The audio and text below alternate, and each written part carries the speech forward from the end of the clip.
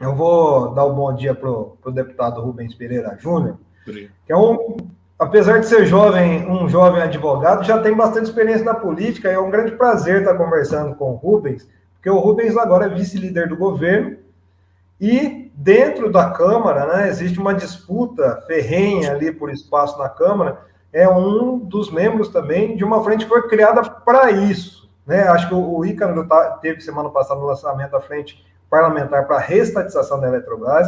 Essa semana o Lula deu esses indícios da estratégia do governo, né, deputado? Para rever, principalmente o comando da empresa. Né? Se tem mais ações, é lógico que tem que ter um comando.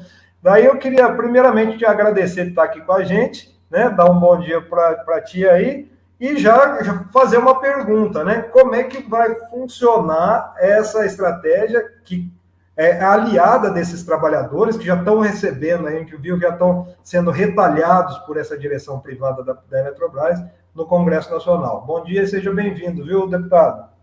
Bom dia, Plínio. Bom dia, Ícaro. Bom dia a todos. Na verdade, a gente tem que colocar na ordem do dia alguns assuntos que são importantes para a gente e também aprender com alguns erros do passado.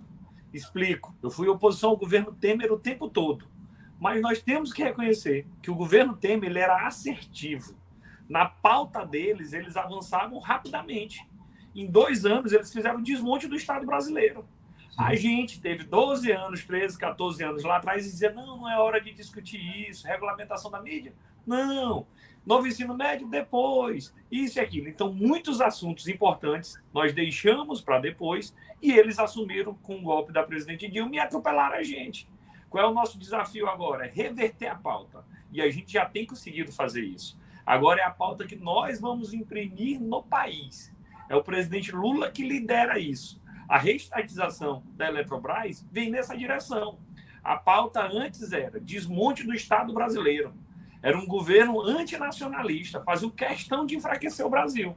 Tudo que vem para fortalecer o país, e o caso da Eletrobras é óbvio, tem que ser priorizado. Quer dizer que vai ser aprovado no primeiro semestre, no segundo, esse ano, ano que vem? Não sei o momento que será aprovado ou que será votado. Mas qual é a prioridade? Colocar na ordem do dia esse assunto. E isso nós já fizemos, tanto com a frente parlamentar, quanto principalmente com as sinalizações do governo. Hoje, eu não sei se a gente já teria uma base parlamentar para isso, porque não esqueçamos, esse Congresso foi eleito sob o governo Bolsonaro, sobre o auge do Centrão, sobre o auge do orçamento secreto. Tanto é assim que a maior bancada da Câmara não é a do partido do presidente da República. Nós vencemos a eleição, mas nós não temos a maior bancada. A maior bancada é a do PL, que é o partido do Bolsonaro. Então, hoje, a correlação de forças ainda não é suficiente madura para a gente garantir essas votações. Então, qual é a tarefa do momento? Colocar na ordem do dia. Entrevistas como essa ajudam a chamar a atenção de toda a sociedade para quanto danoso é a gente entregar o filé, que é justamente a Eletrobras, para a iniciativa privada. Aliás, depois a gente vai continuar com o Rubens aqui, depois que a gente fechar esse assunto da Eletrobras, porque o Rubens ele está na CCJ também, né, Rubens?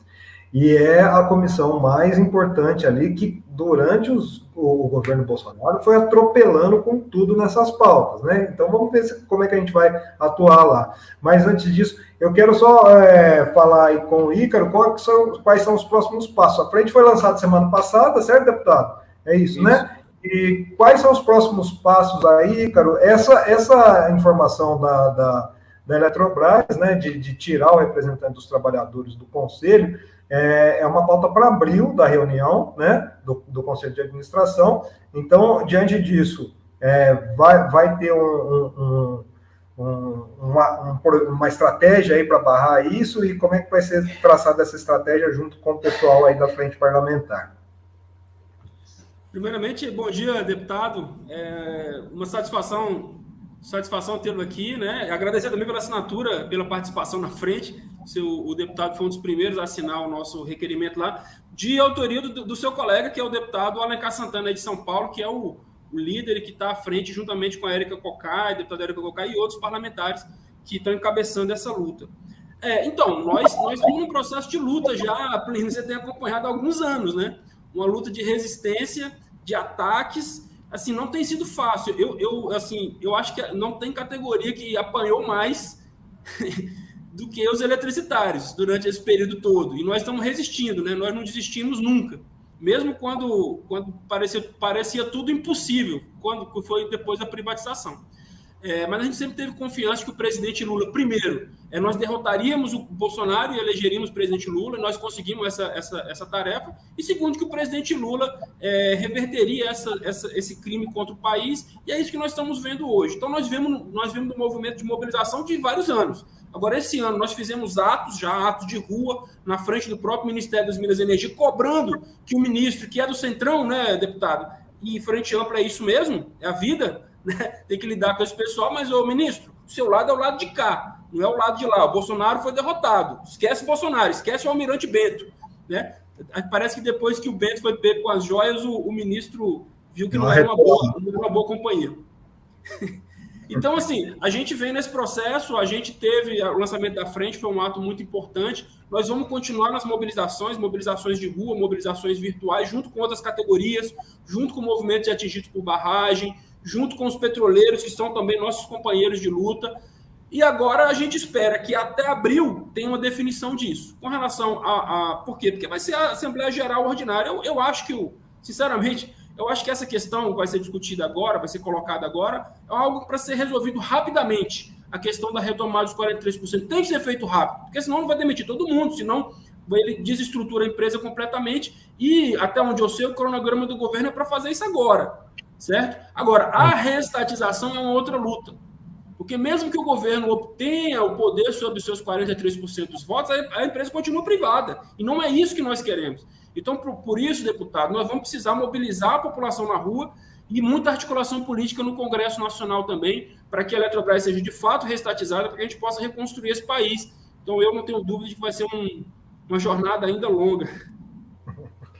Com certeza. Ícaro, obrigado mais uma vez, viu, de estar com a gente aqui. Eu vou seguir com o deputado Rubens Pereira, que eu estou curioso para saber aí quais essas prioridades, porque tudo que coloca, né, deputado, todo mundo está com urgência, não tem nem 100 dias de governo, e a gente sabe que tem muitas urgências, até pela devastação que foi feita pelo governo anterior, desde o Temer praticamente, né?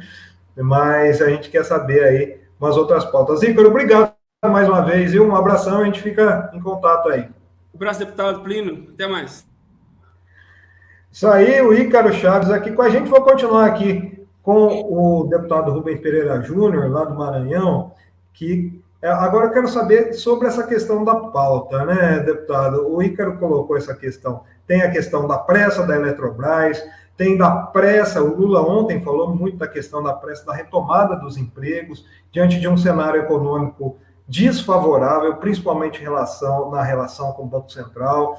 A gente vê que existe uma chantagem ali dentro. Então, eu queria saber de que forma o senhor está vendo essa questão da relação com o Banco Central, né, com o Campos Neto, e essa pauta que está, qual a pauta prioritária do governo que está na Câmara, né, no Congresso Nacional, para que a gente retome esse processo de desenvolvimento do país que foi estagnado, mais do que isso, foi destruído nesses últimos anos, né, deputado?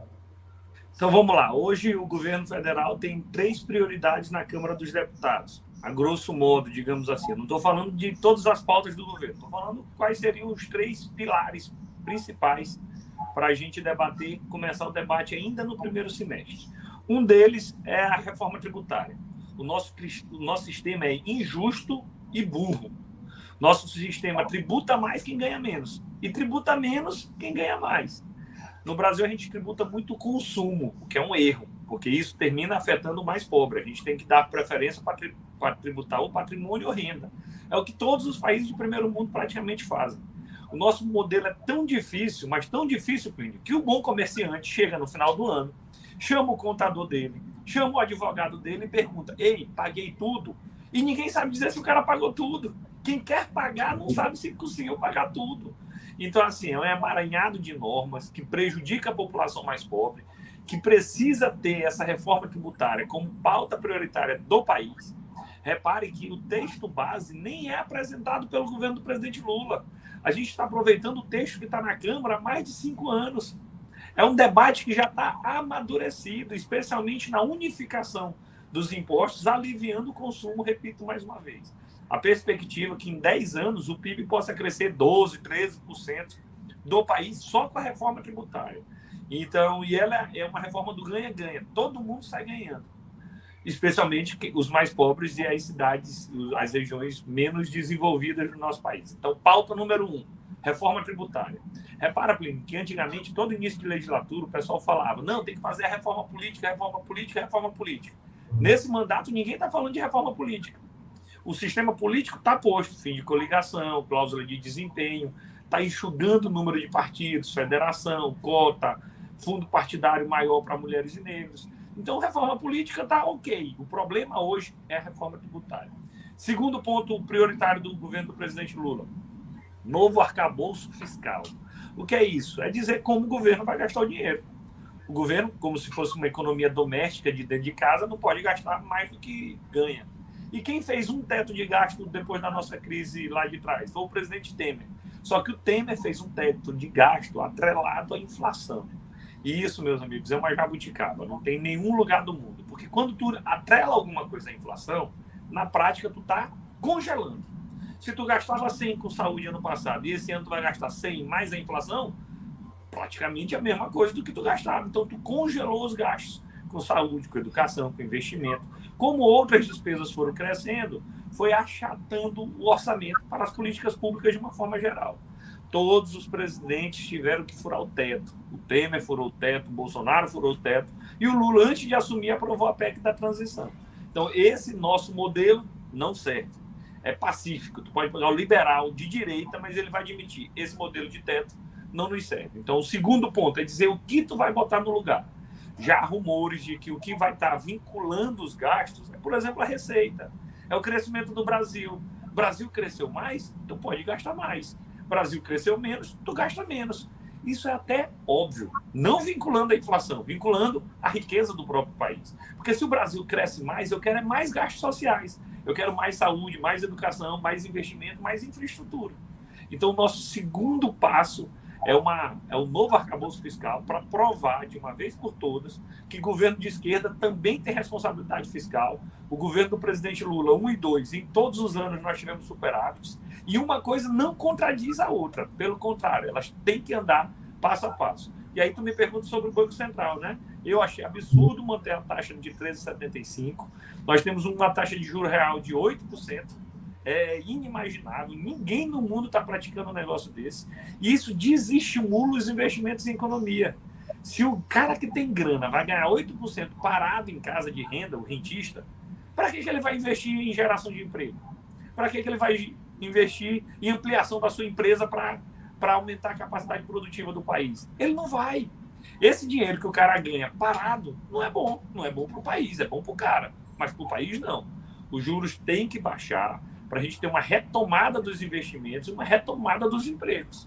E aí a economia se aquece por si só. O Sim. Banco Central não reduziu, apesar de todos os esforços que o governo do presidente Lula tem feito. Mas também não pode ser um fim em si mesmo a responsabilidade fiscal. Bolsonaro dizia que tinha responsabilidade fiscal e arrochava. O pessoal na fila do osso, faltando remédio, faltando vacina, faltando merenda escolar. E aí vem o terceiro ponto do nosso tripé do presidente Lula no Congresso Nacional. Primeiro, reforma tributária. Segundo, arcabouço fiscal. Terceiro, os programas sociais. E isso aí já foram editadas as medidas provisórias, que aí garante volta do Minha Casa Minha Vida, o novo Bolsa Família, reestruturação dos ministérios. E aí sim é o governo que melhora a vida do povo.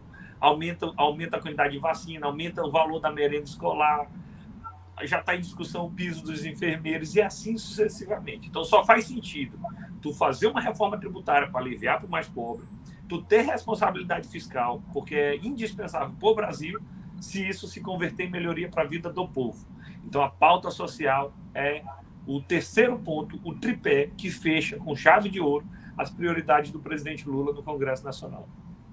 Ô, deputado, mas no começo o senhor estava falando, inclusive, dessa dificuldade que existe, por exemplo, de aprovar algumas pautas mais progressistas diante desse Congresso que está colocado, né, que está posto, né, esse jogo político que está posto. Eu estava até vendo uma reportagem na Folha agora de manhã, falando que os bolsonaristas em si, a extrema-direita, em parte está isolado no Congresso Nacional, né? Está em parte isolado ali. Mas a gente vê todo um cenário, principalmente quando a gente fala de pautas ligadas à economia, como essa questão do arcabouço fiscal, né? A dificuldade que está tendo no cenário que a gente vê, né? Externamente, além da questão do Banco Central, a gente vê que não existe nenhum tipo de receptividade, vamos dizer assim, pelo pessoal do mercado financeiro, pelos banqueiros, sobre as pautas, né? Principalmente quando a gente fala na relação do governo servir, ser aí a máquina motriz da economia, né? Fala-se, ainda essa pauta neoliberal, digamos assim, né? É muito engessada e ingessa o crescimento do país. A gente tem visto, por exemplo, essa questão, ontem o Lula voltou a falar, criticar a taxa de juros, da Ibovespa já cai, a gente já vê um alinhamento dessa mídia mais liberal também com essa pauta, porque eles pensam da mesma forma, da mesma forma a gente vê atores aí desse golpe de 2016, que você lembrou muito bem, por exemplo, a caserna, né, os militares, principalmente da reserva, se mexendo, a própria estrutura da Lava Jato. Ontem o Lula levantou essa questão de ser uma armação, a questão desse uso político, na verdade, que o Moro está fazendo, dessa ação do Ministério da Justiça e da Polícia Federal. Então a gente vê que existe um cenário, né, não muito favorável, e não é só no Congresso, né, mas do Congresso para fora, como é que está sendo feita essa articulação? CCJ é a comissão essencial para testar, para medir a temperatura disso, né? Como é que vocês estão medindo a temperatura para essas pautas prioritárias e para pautas mais progressistas que a gente precisa trabalhar ainda, que foram escolhidas pelo povo através do voto no Lula, né, deputado? Como é que você está vendo esse cenário todo aí, que é um cenário desfavorável que se apresenta, né? O primeiro passo foi definir a pauta. E repare que essa pauta, Plínio, não é necessariamente uma pauta de esquerda ou uma pauta progressista. A reforma tributária é uma pauta do país. Então a gente espera, sim, contar com o apoio desse centro democrático, não estou falando do centrão é outra coisa, do centro democrático em apoio à nossa reforma tributária. A gente espera, sinceramente, ter o apoio desse centro democrático em relação ao arcabouço fiscal, porque todo mundo concorda que tem que ter regra fiscal e não pode estar vinculado à inflação. E os programas sociais, esses aí, são inegociáveis por parte do governo. Então, nós acreditamos que pela força da pauta e pela liderança do presidente Lula, a gente consegue avançar nesses temas. E tem mais um detalhe. Nós somos praticantes daquilo que nós acreditamos que pode ajudar a melhorar um país, que é a boa política. A boa política é aquela que dialoga, que compõe, que constrói. O ministro Haddad já reuniu com deputados e senadores para mostrar tanto a reforma tributária quanto o novo arcabouço fiscal de 5 a 10 vezes. Está conversando com o Arthur Lira, está conversando com a bancada do PT, está conversando com a bancada de líderes e vice-líderes. E o nome disso é o quê, Plínio? Política. E é o que nós queremos. Nós acreditamos que a política é que constrói. Ora o executivo vai ganhar, ora o legislativo vai mudar alguma coisa. Isso tudo é do jogo democrático. Quem não suportava a política e a democracia era o governo Bolsonaro, que era um governo autocrático que queria atropelar todo mundo como se fosse dono da verdade. Então, qual é a nossa estratégia lá no parlamento, Plínio? É isolar os radicais. O radical não dá da gente conversar com ele. O cara que é anti-vacina, por que eu vou conversar com ele? O cara que é antidemocracia, que apoiou os atos do dia 8 de janeiro, que foi uma tentativa de golpe de Estado, com esse aí eu não quero nem conversa. Mas esse aí a gente isola e é uma minoria no parlamento. Os radicais mesmo, tá no máximo uns 10% da Câmara dos Deputados. O restante todo, a gente dialoga na política, na boa política, com transparência, com regras específicas, e é assim que o governo está montando sua maioria para ter aprovação das matérias mais importantes. Hoje nós já temos maioria para aprovar medidas provisórias, projetos de leis ordinários e até mesmo projeto de lei complementar. Se tu me perguntar, já tem voto para aprovar uma PEC? Eu te diria que ainda não, está incerto, está na dúvida. Só que nós não vamos votar nenhuma PEC agora. O plano do governo é votar a PEC lá para junho, para julho, quando inclusive os resultados dessas políticas e esses programas sociais já estão trazendo impactos políticos positivos para a vida do povo. Então a gente está construindo o quórum à medida que tem a necessidade. Até aqui o governo não perdeu nenhuma votação. Nós vencemos porque o Lula foi o primeiro presidente a aprovar uma PEC antes de assumir, no Congresso Velho, a PEC da transição. Antes de tomar posse, isso nunca tinha acontecido nem no Collor, Fernando Henrique, Lula 1 e 2, Dilma, Temer, Bolsonaro, nunca foi preciso. O Lula aprovou uma PEC antes de tomar posse. Depois disso veio a intervenção. Inclusive, eu fui relator da intervenção federal na Câmara dos Deputados. A votação foi praticamente unânime. E tá evidente que sem intervenção, o golpe podia ter acontecido. A partir do momento que houve a intervenção no Distrito Federal, na segurança, pouquíssimo tempo depois, 1, 2 horas, estava desocupada a Praça dos Três Poderes e, dessa forma, pôde ser garantida a ordem e a paz no nosso país. Vencemos a eleição da mesa. Mas foi com Arthur Lira. Lembremos que a gente não podia cometer o erro lá de Eduardo Cunha. Quando o PT teve um candidato, Eduardo Cunha, venceu a eleição e ali foi instituída uma pauta-bomba permanente que culminou no impeachment da presidente Dilma. A Maria do Rosário, que é uma deputada muito combativa e ela tem que ser elogiada por isso, é da mesa diretora hoje da Câmara. Se elegeu com 370 votos. Então, ali, parte do PL, de um ou outro radical, que não votou nela, mas nós tivemos uma maioria absoluta. E assim foram nas outras matérias. Então, nós estamos tranquilos nessa construção da pauta. E a CCJ é um reflexo disso. Hoje, na CCJ, Plínio, nós temos maioria. Além de ter a presidência da comissão. Repare, eu disse há pouco que nós não temos a maior bancada da Câmara. A maior bancada é do PL. Mas uma construção política acertada do PT, nós garantimos a presidência da Câmara da Comissão de Constituição e Justiça, que é o deputado Rui Falcão, que é uma referência para a esquerda, no sentido de honestidade, de competência, de intelectualidade. Então, mesmo sem ter a maior bancada, nós temos a presidência da principal comissão. E aí tem uma segunda comissão que é importante na Câmara, que é a de Finanças e Tributação. São 2 únicas comissões, Plínio, que são terminativas, que vota lá e não precisa ir para o plenário, pode ir direto para o Senado. É a CCJ e a outra é de Finanças e Tributação. Sabe quem é o presidente da Comissão de Finanças e Tributação? O Paulo Guedes do Bem, que é o deputado do PT de Minas. Não é o Paulo Guedes aquele outro não, que aquele já foi embora, graças a Deus. Então, o PT ficou com a presidência das 2 comissões terminativas, CCJ e Finanças e Tributação.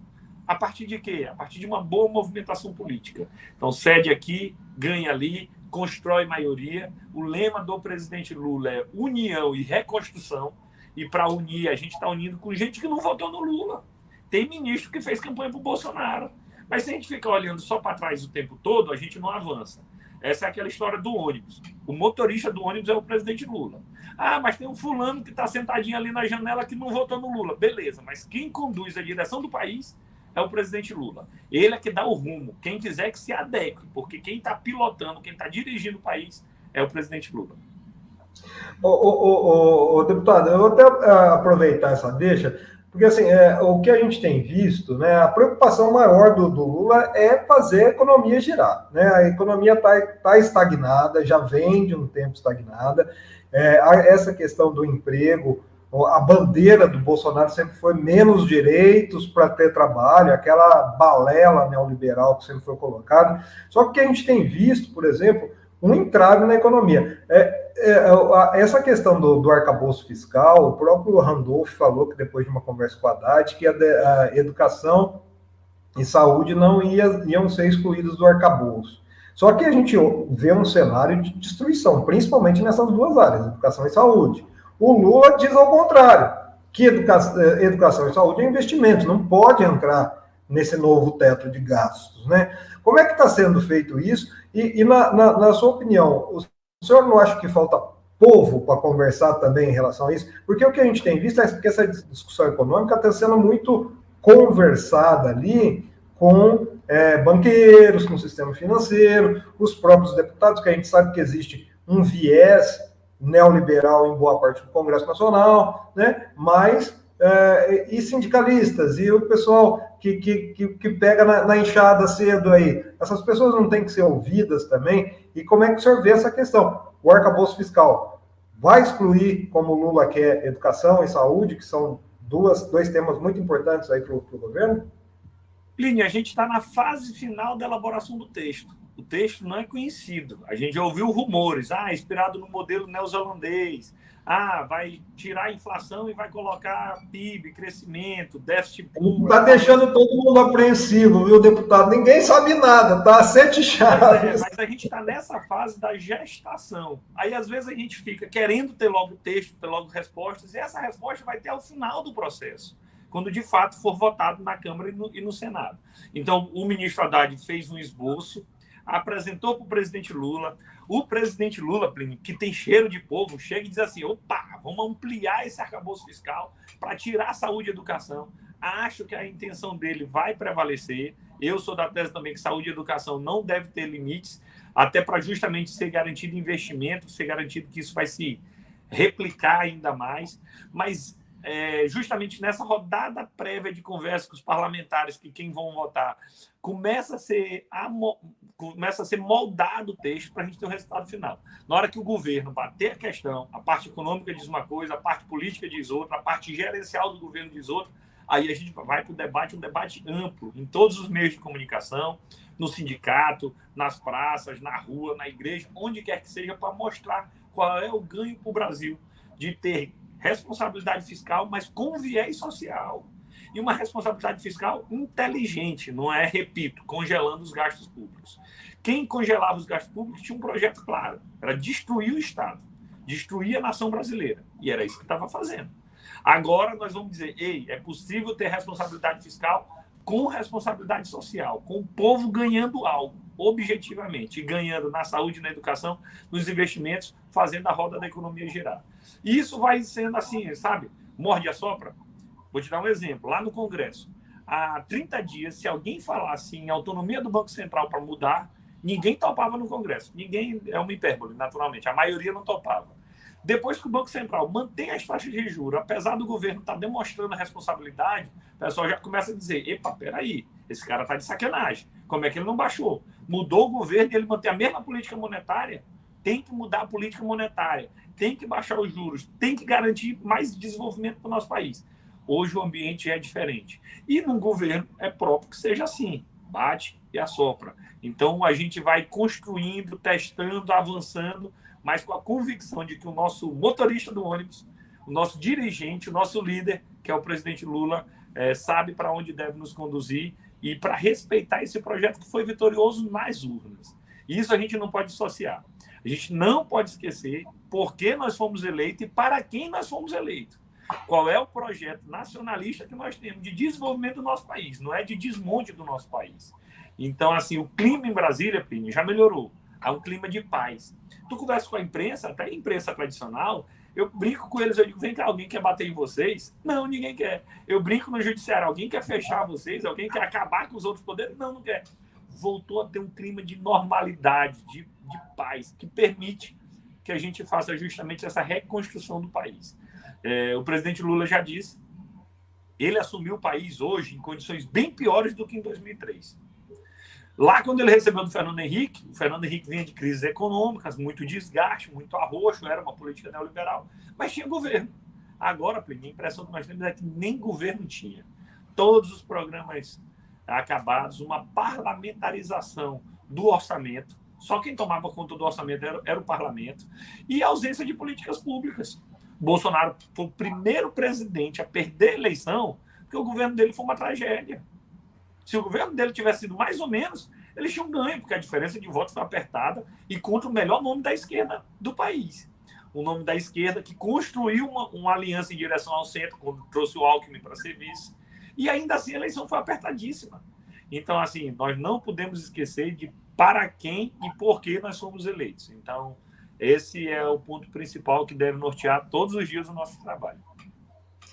Maravilha. Antes de me despedir, já agradecendo o deputado Rubens Pereira Júnior aqui, um breaking news, viu, deputado? Que uma notícia aqui que não é muito boa do piloto do ônibus aí, viu? Acabou de chegar uma informação aqui pela assessoria que o presidente Lula está no Alvorada, fez exames ontem no Hospital Sírio-Libanês, ontem à noite, e está com pneumonia. Então, ele vai adiar a viagem para a China para o próximo domingo, né? Deve ficar aí mais resguardado hoje e amanhã, né? Hoje, inclusive, tem uma reunião importante, que é essa pauta econômica, acho que deve entrar, inclusive, com o José Guimarães, que vai estar como representante da liderança da Câmara lá, mas esse é o Breaking News. E eu quero agradecer, viu, deputado? Muito bom conversar contigo. Primeira vez que eu converso com o deputado, quero deixar as portas abertas aqui sempre, né, o contato, e vamos continuar aí, porque é essencial esse trabalho que tem sido feito na CCJ, que isso seja melhor comunicado, viu, deputado? Já vou fazer aqui, dar meu toque aqui. Na sequência, a gente vai conversar com o Edgar Piscino e também com o Sérgio Freire sobre essa questão da comunicação no governo aí. Eu acho que é importante porque acho que é dessa forma que a gente atrai mais adesões para esse projeto, que é um projeto que saiu vencedor e é um projeto que a gente acredita que possa reduzir principalmente a desigualdade social no nosso país. Obrigado, viu, Rubens?